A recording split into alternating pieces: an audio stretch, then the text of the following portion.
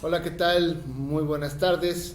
Los saluda su amigo José Otón Valleres Carriles, pues catedrático de la Universidad Centro Integral de Estudios Superiores UNIC, a quien les agradezco muchísimo esta invitación para poder compartir con ustedes esto del principio de legalidad y el sistema penal. Entonces, vamos a comenzar explicando que vivimos en un país de leyes y hay un principio del derecho romano que dice nullum crimen, nulla pena, sine previa lege, que no hay ningún delito o ninguna sanción si no hay una ley previa.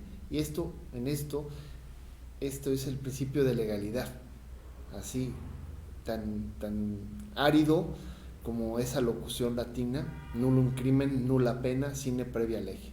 Entonces, esto quiere decir que lo que no está en una ley no existe para el mundo del derecho, o por lo menos tal vez vaya a existir mañana. Yo quiero pensar en que estamos hablando de que se legalizó, entre comillas, la marihuana para uso lúdico, o sea, para como diversión, pero tienes que registrarte en alguna institución y hay un procedimiento muy específico, tal vez muy sencillo, a través del cual puedes tal vez hacer uso no terapéutico de ese estupefaciente. Pero todo esto tiene que ir a una ley. Entonces, si nosotros analizamos lo que dice el libro de Introducción al Estudio del Derecho respecto a las fuentes del derecho, o sea que la ley es casi un sinónimo del derecho. Y para que se entre dentro del mundo del derecho, tenemos las fuentes reales, formales e históricas del derecho.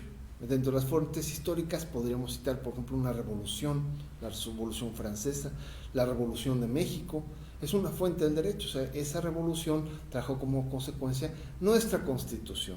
O sea que se conformó un Congreso Constituyente y ahí representantes de todo el país hicieron esta redacción de la Constitución que hoy nos rige y que por supuesto ha tenido muchas reformas. Las fuentes formales, las reales, dentro de las reales podríamos tener, por ejemplo, la doctrina, ¿no? Que algún tratadista hizo un excelente análisis de alguna situación que entonces a través del proceso legislativo formó parte de nuestro actual derecho. Y las formales, que es el proceso legislativo. Entonces eso se resume tal vez malamente en la iniciativa, discusión, votación, aprobación, publicación y sanción. Pero esto no es así de sencillo. Resulta que tenemos el artículo 14 constitucional que dice que nadie puede ser juzgado por simple analogía. Esto quiere decir que todo el sistema penal actual es como consecuencia de todo un procedimiento. Entonces, lo primero que pasa es que se presenta una iniciativa. Desde luego, para hablar de nuestro sistema penal actual, tenemos que referirnos que este se modificó en el año 2008 y que decidieron los diputadas y senadores de entonces dar 8 años para que entrara en vigencia el actual sistema penal que nos rige desde junio de 2016. Entonces, se presenta la iniciativa, o sea, el principio de legalidad concretamente se dio de la siguiente manera. Primero se presentó la iniciativa en el Pleno, de ahí se turna a la Comisión de Puntos Constitucionales, normalmente conformada por 45 diputadas y diputados. Ahí se debate. El problema de esto podría ser que esta iniciativa se lleva a cabo, toma conocimiento el Parlamento, lo cual quiere decir que todos pueden hablar. O sea, esas 45 hombres y mujeres que conformaron esa comisión tienen derecho a hablar. Primero, antes de que puedan hablar estos 45, primero tiene que haber quórum, que esto quiere decir que la mitad más uno de esos 45, o sea, con 23 personas puede iniciarse la sesión para hablar de esa reforma constitucional de nuestro actual sistema penal, para que no violentara el principio de legalidad. Ya una vez que esas 45 personas dijeron todas sus observaciones, sus gustos, sus preferencias o sus adecuaciones o sus en contras, se pasa a votación. De ahí se vuelve a turnar al pleno. La iniciativa primero es de conocimiento de todos los diputadas y diputados, y de ahí se turna a comisión. En comisión se debate, se vota, y si se aprueba, se devuelve al pleno. En el pleno debe de haber, para que se apruebe esta reforma constitucional, debe haber las 2/3 partes de la votación, lo cual se conoce como mayoría calificada. Entonces, una vez que este sistema penal que actualmente rige a nuestro país se fue al pleno, tienen derecho a hablar todas las diputadas y diputados de los 500 diputadas y diputados que conforman el Poder Legislativo. Si las 2/3 partes, o es obvio que las 2/3 partes votaron a favor de esta iniciativa del actual sistema penal, entonces se turna a la Cámara Revisora. Porque si tomamos nuestra Constitución y revisamos la parte orgánica, veremos que nuestro país, para su funcionamiento, se divide esencialmente en 3 poderes: ejecutivo, legislativo y judicial. Estamos hablando del legislativo.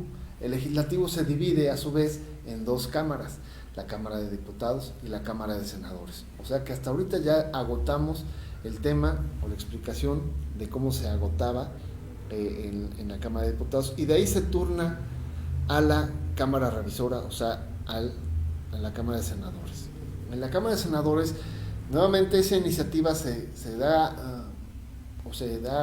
pone el conocimiento de todos los senadores y senadoras, y se turna a la comisión. En la comisión también se debate, también se vota, y si se aprueba, se turna al pleno de la Cámara de Senadores, la cual tendrá que votar en 2/3 partes para que entonces tengamos una reforma constitucional de nuestro nuevo sistema penal, acusatorio adversarial. Pero no termina aquí, para poder ponerle una palomita al principio de legalidad, sino que el procedimiento establece en las reformas de la Constitución que se tiene que consultar al constituyente permanente. El constituyente permanente lo conforman los congresos de todos los estados y de la Ciudad de México. Entonces pasa lo mismo. Ya una vez que se aprobó en la Cámara originaria y en la Cámara revisora, entonces se consulta al constituyente permanente. O sea que todos los congresos de los estados ponen en su orden del día esa reforma a la Constitución del país, se turna a la comisión, se debate en Puebla, por ejemplo, desde donde estamos transmitiendo. Las comisiones y comités están conformadas por 7 diputadas y diputados. Entonces, de esos 7 pueden hablar, pueden discutir, después se pasa a votación, y si 4 diputadas y diputados lo aprueban, entonces se devuelve al pleno. En el estado de Puebla, el Poder Legislativo está conformado por 41 diputadas y diputados, los cuales, ya entendiendo la aprobación de la Comisión de Gobernación, Justicia y Puntos Constitucionales, va al pleno aprobada, y entonces ahí el procedimiento que marca el legislativo local es que se anotan 4 oradores a favor, 4 en contra, y después se consulta si está suficientemente debatida. Si la respuesta es sí, entonces se pasa a votación, y de ahí se aprueba esa reforma constitucional en el estado de Puebla. Si la mitad más 1 de los estados de todo el país votan a favor en este mismo procedimiento, va al pleno de los congresos de los estados, va a la comisión, se debate, se vota, se aprueba, va al pleno, se debate, se vota, se aprueba. Entonces, cuando la mitad más 1, tenemos una palomita en el principio de legalidad o sea, el nullum crimen, nula pena, nula sine previa lege. Esto quiere decir que vamos a pasar a la etapa de preguntas y respuestas para hacer esto más interactivo, pero todo esto es el procedimiento del principio de legalidad en nuestro sistema penal actual. Adelante. Maestro, muchas gracias. Gilberto AG nos pregunta, me parece que el maestro mencionó algo de la legalización de la marihuana. ¿El permiso puede ser expedido a cualquier persona con mayoría de edad? Sí. Esa es la pregunta concreta. Sí, y este es COFEPRIS. No me hagas mucho caso porque esto todavía lo leí el día de ayer en Instagram, en un Instagram que publicó el senador Dante Delgado Ranauro, en el sentido de que tendrías que pedir este permiso, y por supuesto que puedes acudir solamente si eres mayor de edad. O sea que aquí hay una discriminación, porque podría ser motivo de discriminación. Lo que no está, digamos que en ninguna ley, es que la marihuana no existe el día de hoy. O sea, existe desde que tenemos, por lo menos yo, conciencia de que existía. Había marihuana por ahí, y muchas personas que tal vez tú y yo conocemos seguramente hicieron o hacen uso lúdico de ese estupefaciente, de ese vegetal, y sin permiso de nadie. O sea que lo que pasó es que ahora puedes pedir permiso, pero efectivamente, como muy atinadamente mencionas, necesitas tener mayoría de edad para poder acudir a la instancia que te lo autoriza. Perfecto. Adelante, maestro. Por el momento no tenemos otra pregunta. Puede continuar. Sí, pero entonces vamos al sistema penal. Esto quiere decir que hay una despenalización del consumo de la marihuana. Y eso trae como consecuencia, o más bien quise decir, que trajo el necesario procedimiento que yo le llamo el derecho procesal parlamentario. O sea que cuando el derecho procesal parlamentario llegó a su fin, por ejemplo, en una reforma de la Constitución que dio nacimiento a nuestro nuevo sistema de justicia penal, entonces podemos decir que el principio de legalidad se cumplió. Para efectos de la despenalización de la marihuana, bueno, aquí no es una reforma a la Constitución, es una reforma a una ley secundaria, y entonces tiene un procedimiento diferente, o bueno, digamos que no tan largo. Lo primero es que alguna de las dos cámaras lo aprueba, pero como no es una reforma a la Constitución, entonces se aprueba con la mayoría a secas y no con la mayoría calificada. La mayoría, así llamada, es la mitad más uno de los votos. Si se aprueba en la Cámara de Origen, se turna a la Cámara Revisora, ahí se turna a la comisión, se regresa al Pleno y también es aprobada por la mitad más uno. Y en este caso, en el ejemplo de la marihuana, no se consulta al constituyente permanente. O sea que solamente es la Cámara de Origen, la Cámara Revisora, y entonces tenemos una despenalización de la marihuana. Aquí hay cosas interesantes, porque creo que todos tenemos algún amigo o conocido que tal vez hace uso lúdico de ese estupefaciente y que nunca le ha pedido permiso a nadie. Entonces la verdad es que no creo que ahora que pase esto se tome la molestia de hacer este trámite. Pero vamos a otra pregunta. Gracias, maestro. Daniela Luyando nos pregunta, o le pregunta a usted. Gracias, Dani. ¿Cuál es su punto de vista personal y como maestro sobre la legalización de la marihuana? Muy buena pregunta. Digamos que es axiológica, filosófica y de valores. Bueno, aquí pues la respuesta puede ir pues no sé, tal vez en la forma ejecutiva o la forma extendida. El alcohol así empezó su camino. O sea que llegó un momento en donde había clandestinamente la forma de vender y comprar el alcohol, y pues se regularizó y ahorita lo puedes adquirir en cualquier Oxxo. Entonces yo creo que eso puede pasar con el tema de la marihuana. Desde luego está interesante tu pregunta, porque en general no estaría de acuerdo, en general, pero en especial pues yo nunca he hecho consumo de ese estupefaciente, entonces por mí lo pueden legalizar, vender en los Oxxos, que jamás iría a comprarlo, digo como dato personalísimo. Pero también está interesante que esto podría ser la antesala de que sí haya un cargo de impuestos a ese vegetal. O sea, si tienes tu autorización de consumo lúdico, alguien te lo vende, debe haber algún costo y entonces eso podría generar un impuesto. O sea que en ese sentido, si todas las drogas tienen un impuesto, pues estaría interesante, sí, pero entonces las drogas, muchas son medicina. Entonces lo interesante del uso lúdico, Dani, es que también hay un uso medicinal.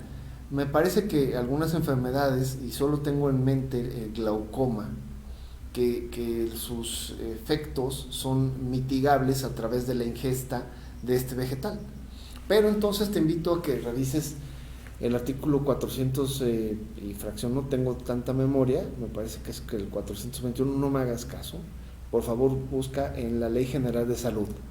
Y la Ley General de Salud tiene una lista enorme de muchísimas sustancias prohibidas, muchísimas. Entonces todo eso de alguna otra forma, todas esas sustancias podrían ser algún medicamento. Entonces esto quiere decir que la legalización para uso lúdico, tienes palomita, y para el uso medicinal está todavía en debate. O sea, realmente, con mucho respeto a los que lograron esto, pues los felicito, pero también deberían de haber incluido el uso medicinal, porque entonces para las personas mayores dicen que la marihuana con alcohol frotada, que es lo máximo para mitigar los dolores de las reumas. Entonces nuestros abuelitos o las personas de la tercera edad que tienen este padecimiento, y entonces ahí, como no es uso lúdico, entonces tienes un problema, porque pasa lo siguiente. Antes de que esto se regulara, teníamos pues la permisión, y aumentó, me parece que estaba en 1 gramo, no me hagas mucho caso porque esto pasó antes de que yo llegara a la universidad, que si te detenía la Procuraduría, la Fiscalía General de la República de entonces, y decías que eras adicto, entonces no había delito que perseguir si tenías ya en mis tiempos hasta 5 gramos. Entonces, digamos que esto siempre ha estado por ahí en el tintero. O sea, si te agarran con las manos en la masa y tienes muy poquitos gramos de algunas sustancias y te declaras adicto a esa sustancia, entonces te vas de regreso a tu casa. Eso ya pasaba desde antes de esta regulación. Así que nada más lo que podría variar es que hasta cuántos gramos, Dani. ¿Hasta cuántos gramos podrías tener y que digas, ay, es que soy adicto y tengo mi procedimiento ante la COFEPRIS y entonces no hay bronca? ¿Y cuántos gramos traes? Entonces traes 1 tonelada de marihuana, pero no creo que ni en toda la vida de nadie te daría tiempo para consumir 1 tonelada. Entonces yo creo que ahí sí sería narcotráfico.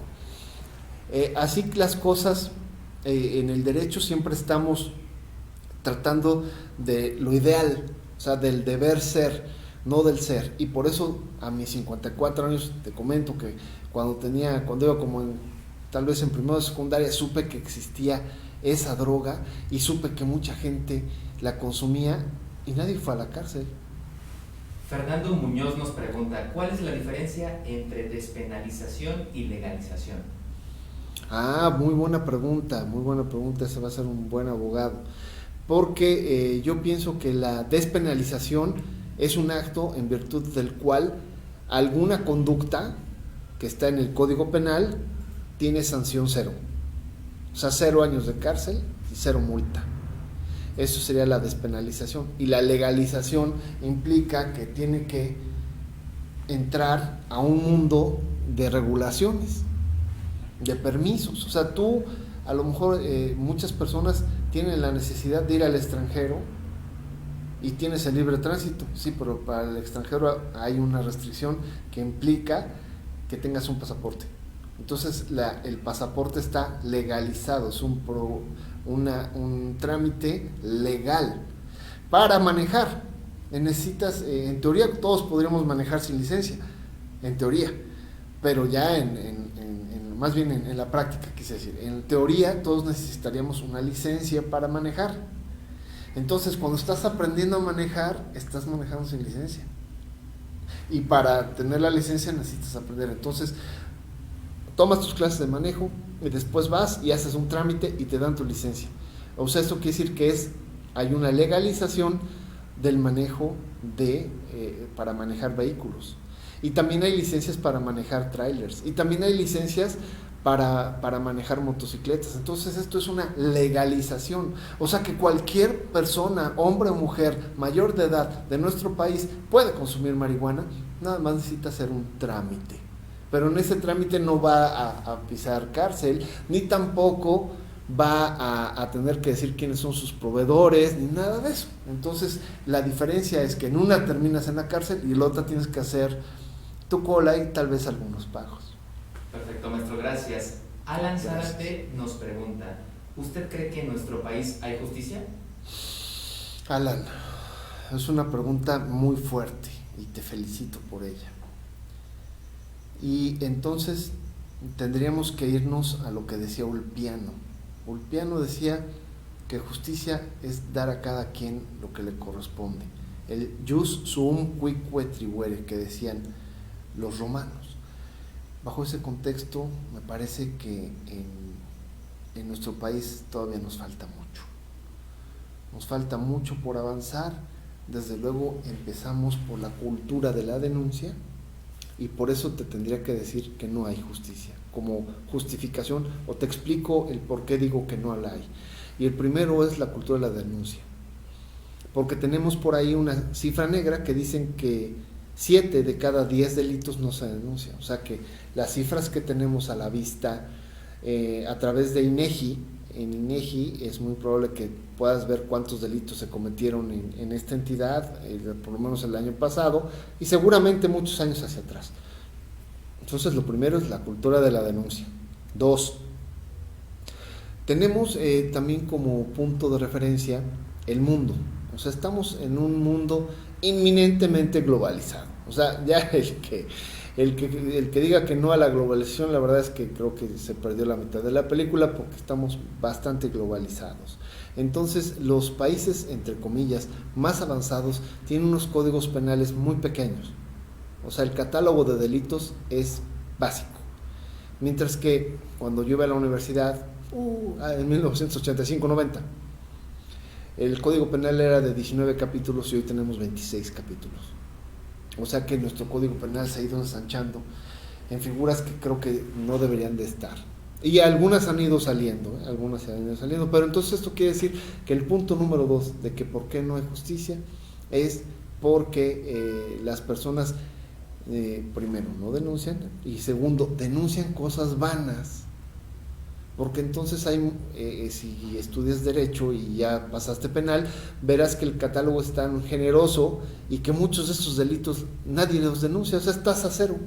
No he visto ninguna denuncia por traición a la patria en lo que tengo de ejercicio profesional. Desde luego me parece que tuve relación o referencia de alguna, o sea, una de 1990 a la fecha, en 40 años, una.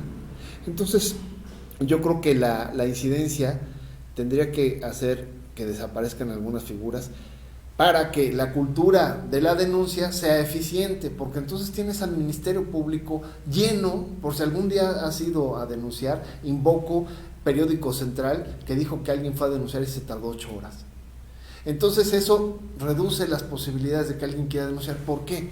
Porque entonces el Ministerio Público, si pierdes tu licencia, si pierdes tu pasaporte, si pierdes algún documento y vas a tramitarlo nuevamente, te piden que vayas al Ministerio Público a denunciar. Entonces vas a denunciar un robo de licencia, vas a denunciar un robo de pasaporte, un robo de escrituras. O sea, por favor autoridades, por favor alguien que tome a cartas en el asunto y que reduzca o que evite este trámite. Entonces el Ministerio Público lo tendrías muy concentrado a tratar de resolver un homicidio o un feminicidio que nos duele tanto, y no saturado con una cola de gente que va a denunciar su robo de licencia. Entonces ya que saturaste al Ministerio Público, de ahí tiene que pedirle al juez una orden de aprehensión. Entonces, en un estudio que hice recientemente, en los últimos años la tasa de número de denuncias contra los casos que llegaron a manos del juez, en los mejores años estamos en el 16, 17%, 13%, y de ahí con el nuevo sistema de justicia penal se redujo al 6%. De esto, por ejemplo, tenemos el caso de Just Stop. reciente y muy de moda, en donde Just Stop está en la cárcel por una figura típica que sí desplegó, pero mientras tienes a unos violadores burlándose de la justicia. Entonces, bueno, Just Stop, que es la youtuber que dijo que a esta chava la violaron y que era menor de edad, sí cometió el delito, sí, pero los violadores están en su casa. Entonces, digamos que por eso creo que no hay justicia. No es posible que Rosario Robles, como autora de La Gran Estafa, esté en la cárcel. Qué bueno, ahí diríamos que es un buen ejemplo de justicia.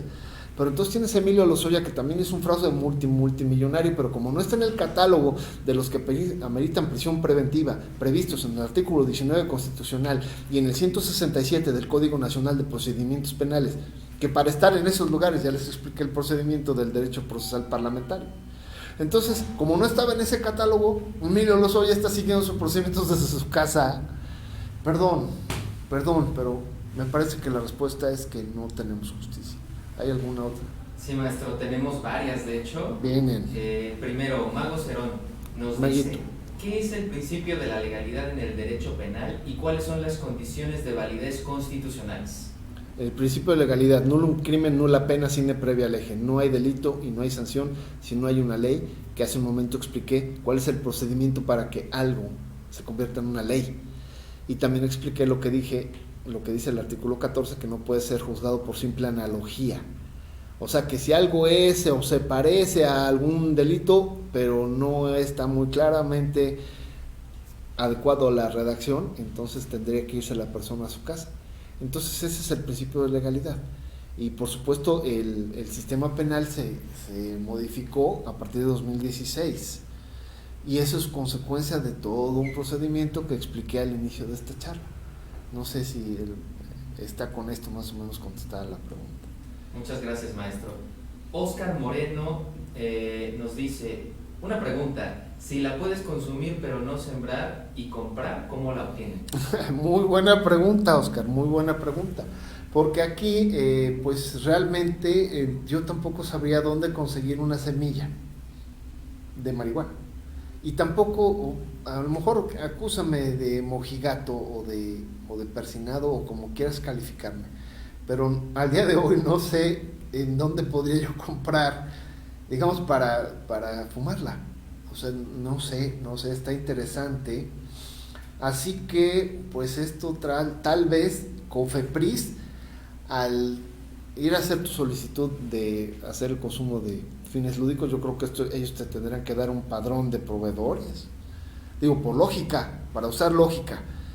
Tendría que ser consumidor y haber hecho el trámite para que te dé una orientación adecuada, Oscar. Pero mientras, yo creo que tendrías que hacer el trámite y tal vez ahí en donde te lo otorgan, la licencia para consumir marihuana con fines lúdicos, seguramente te dirán dónde puedes adquirir alguno de estos, ya sea el vegetal o sus semillas.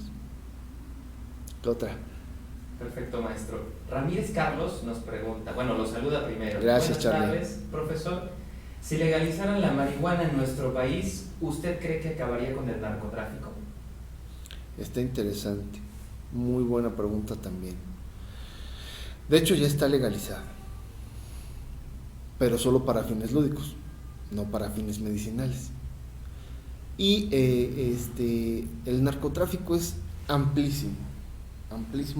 Hace un momento invocaba yo la Ley General de Salud, que tiene un catálogo amplísimo de todas las sustancias prohibidas, y de las cuales están conformadas o sea, el Código Penal, cuando habla del narcotráfico, te remite a la Ley General de Salud. Entonces es un catálogo gigantesco. O sea, la marihuana podría ser solamente una de muchísimas opciones que inciden dentro del narcotráfico. Recordaremos también un caso más antiguo, pero que tuvo un refresco o un refresh, como se dice, recientemente, que es el caso de Zen Lee Yegon, que alguna vez introdujo a nuestro país ilícitamente una pseudoefedrina, no es marihuana, y el señor tiene que pasar varios procesos penales como narcotráfico, o sea, que es cocaína, marihuana ya no, cocaína, diazepanes, benzodiazepinas. O sea, es una lista enorme que los expertos en química podrán recitarla con toda fluidez, pero mientras si te asomas a la Ley General de Salud son palabras impronunciables de principios químicos y también impronunciables, o bueno, sí son pronunciables, pero realmente son materia de un químico que está más familiarizado con la terminología. O sea que la lista del narcotráfico es gigantesca, y han surgido más y nuevas, porque entonces digamos que la amapola era la goma de opio, lo cual pues ya era una droga, nada más que de esa misma amapola pues ya sacan otras sustancias como la heroína. El té de coca en algunos países sudamericanos, Bolivia, Perú, el té de coca, o sea, la coca se da como aquí el maíz, me imagino, nunca he ido a Sudamérica, y ellos toman té de coca.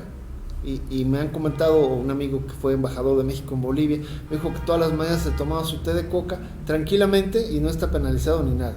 El problema es que esa misma coca que todo el mundo toma como té, la pusieron a un procedimiento químico y ahora es la cocaína.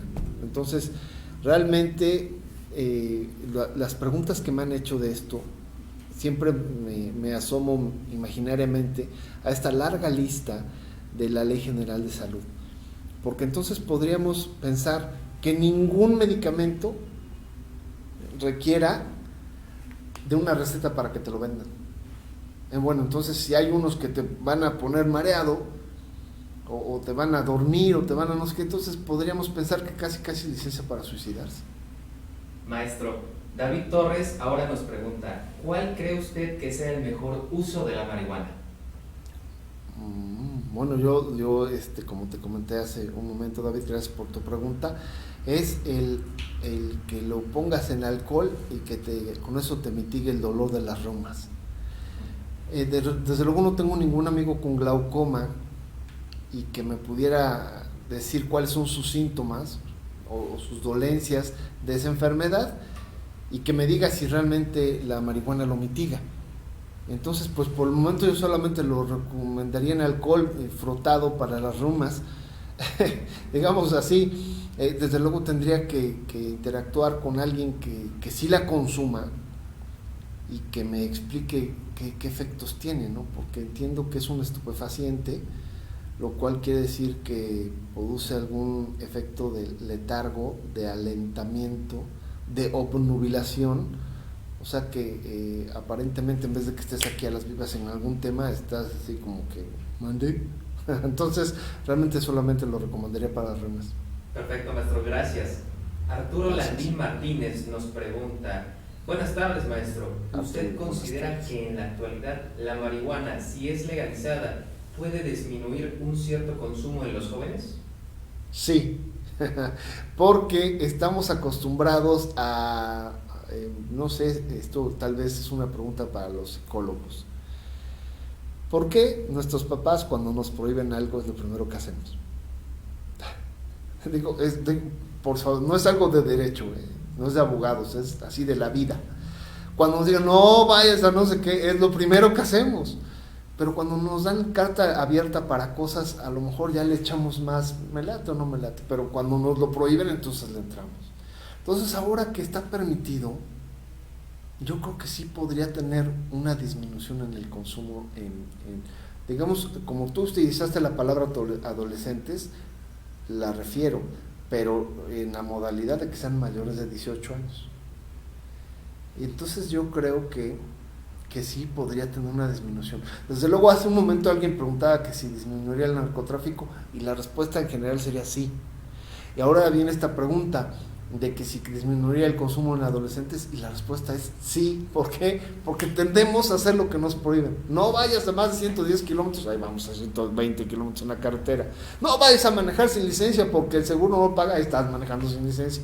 O sea, no sé por qué como seres humanos, y está en la Biblia, o sea, no es algo que podría explicar hoy con algo de hoy, o sea, tengo muchos ejemplos de hoy, sí, pero desde la Biblia que aparentemente en Génesis, cuando estaban Adán y Eva y Dios les dijo que no fueran a consumir el fruto prohibido, digamos que casi puede ser la marihuana, y lo consumieron en la Biblia, o sea, que parece que es una tendencia de la humanidad a hacer lo que nos prohíben. Entonces, ahora que está permitido, muy probablemente tenga una disminución.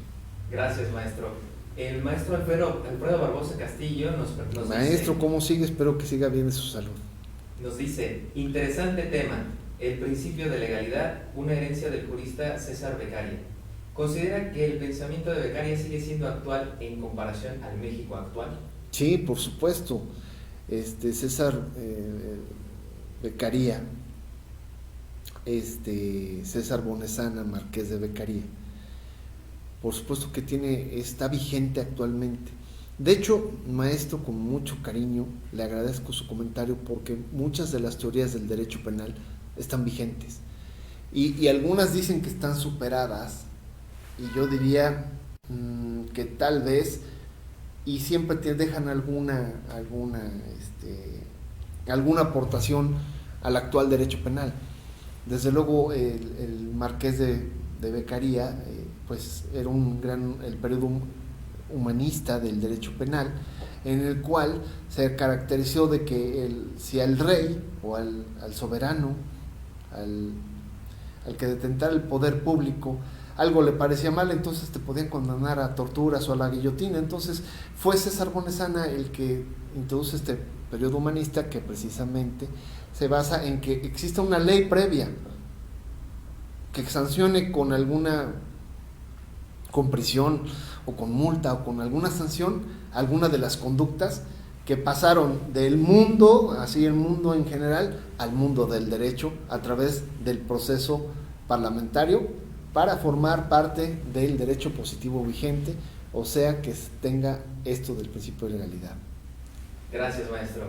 Gracias, maestro. Elker Valdés nos pregunta, ¿cómo se aplica eso de 120 años o 3 cadenas perpetuas? ¿Eso cómo aplica si la persona muere mucho antes? Elker, muy buena pregunta, y sí. De hecho, recuerdo que nuestro gobernador Luis Miguel Jerónimo Barbosa Huerta votó en contra respecto a algún aumento de penalidad a 70 años. Votó en contra por los siguientes razonamientos. Bueno, desde luego él tuvo sus propios razonamientos, pero invoco esto, en base a tu pregunta. Es imposible, y nadie está obligado a lo imposible, como premisa general, y es el nemo data quod non habet, que decían los romanos. Y entonces vamos a pensar que tú eres penalmente responsable a partir de los 18 años. Y te invito a que te asomes a INEGI para que veas cuál es el promedio o la expectativa de vida del mexicano, y es de 75 años. La última vez que me asomé a INEGI, a lo mejor ya aumentó, no sé. Cuando yo me asomé por primera vez a INEGI, cuando tenía 18 años, la expectativa de vida era de 64, y ahora está en 75, menos 18.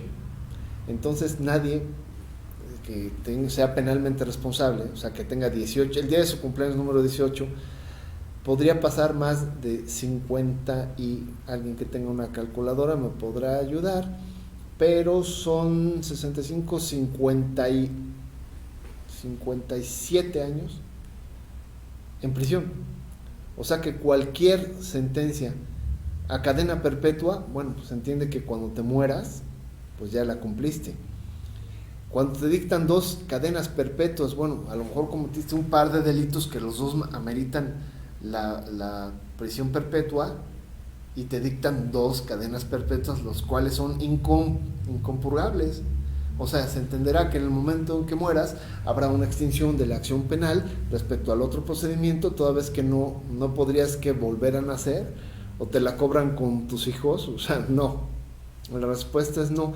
Así que al parecer esto va en torno a alguna de las características del derecho penal, y es que se ponen algunas conductas dentro del Código Penal para tratar de que los miembros de una colectividad a las que rige esta ley se inhiban, o sea, que no hagan determinada conducta. Entonces, al parecer, esto le llaman también, está dentro del funcionalismo. Entonces, si ves que alguien está haciendo mucho esta conducta, entonces lo pones en el Código Penal. Por ejemplo, en recientes tiempos se incorporó al Código Penal el maltrato animal. Entonces, si ves que sigue el maltrato animal, entonces pones sanciones más más fuertes o más duras o más largas. Entonces por ahí llegó un momento en donde se estableció que la máxima sanción sería de 50 años. Por eso es que el hoy gobernador, cuando era senador, votó en contra de ese aumento de penalidad. Pero entonces va con la lógica de INEGI. O sea, si alguien te pone 60 años y de un delito que cometiste a los 18 años, pues es probable que sea lo más parecido a una cadena perpetua. Entonces, si te asomas cómo se llaman nuestros penales, nuestras cárceles se llaman centros de readaptación social. O sea que en teoría tú cometiste este ilícito porque no sabías el contenido de la ley o porque decidiste violentarlo. Entonces en esos centros de readaptación social, en teoría, te ayudan para que puedas regresar a una sociedad ya, digamos que sin el riesgo de que cometas ningún delito. Entonces, si no fuera así, ¿para qué pones sentencias tan grandes? Reflexión 2. Si no fuera así, ¿por qué no a lo mejor le cambiamos de nombre y le seguimos dejando cárcel? Porque además ya la Suprema Corte resolvió que es un motivo de discriminación el que pidas carta de antecedentes no penales. Sin embargo, la siguen pidiendo. Entonces, pues ya parecía que vivimos en un mundo de las contradicciones, porque por un lado, nuestros centros de readaptación social, en la mayoría o muchos casos, te estás ahí de por vida. 1, 2. Si pudieras salir, no encuentras trabajo en ningún lugar porque te piden la carta de antecedentes no penales. Entonces condenas no solamente a un par de años a alguien, sino lo condenas al desempleo de por vida. Entonces hay una serie de contradicciones en el sistema penal y en nuestro sistema político mexicano interesantes, tal como la que tú refieres. Muchas gracias, maestro. Se nos va terminando el tiempo poco a poco, ya vi. Y tenemos un montón de preguntas. Vienen y me las he hecho rápido. Perfecto. O bueno, ¿cuántas nos echamos más?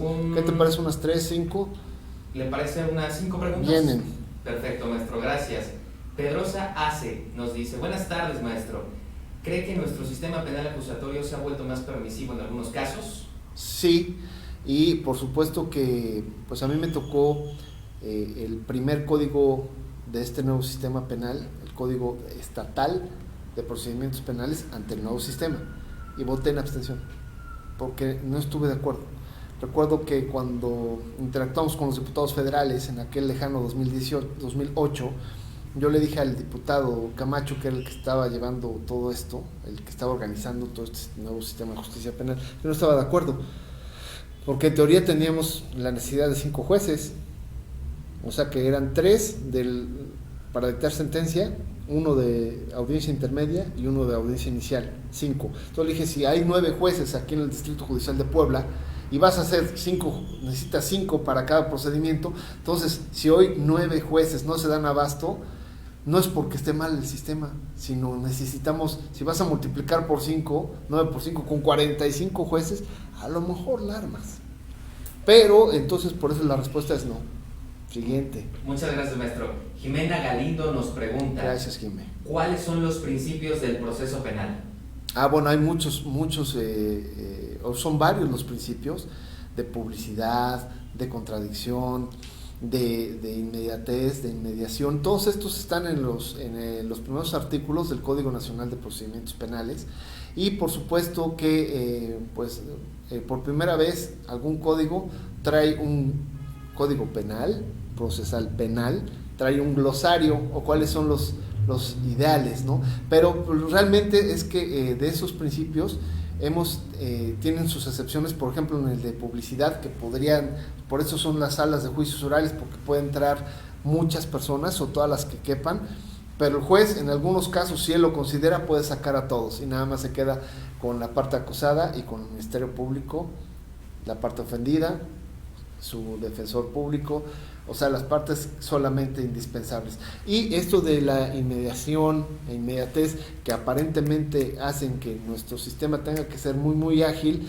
la verdad es que no lo es tanto, porque pues si recordarán, no necesitan más que ir al noticiero del día de hoy y seguramente te dirán que la audiencia de no sé quién ya se difirió para no sé qué día, para agosto, estamos en julio.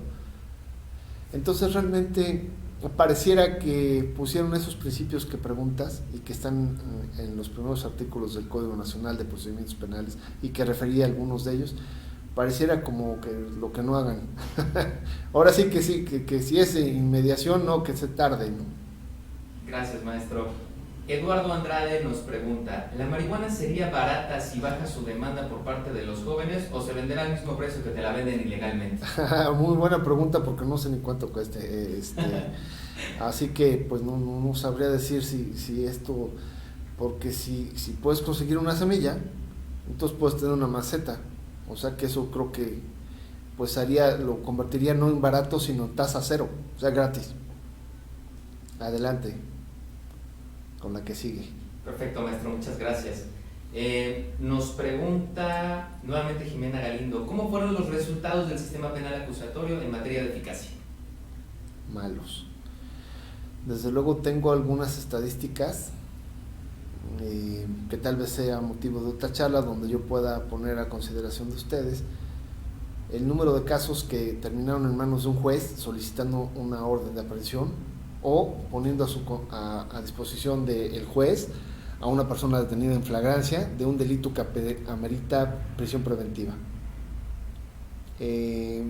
Los resultados han sido en la última vez, este año había una buena expectativa, pero mientras el año antepasado, cuyos resultados vimos el año pasado, era del 6%.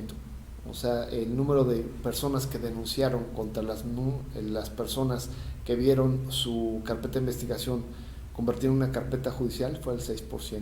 O sea que creo que vamos bastante mal. Eso independientemente de que el juez tiene el derecho de negar la solicitud de orden de aprehensión.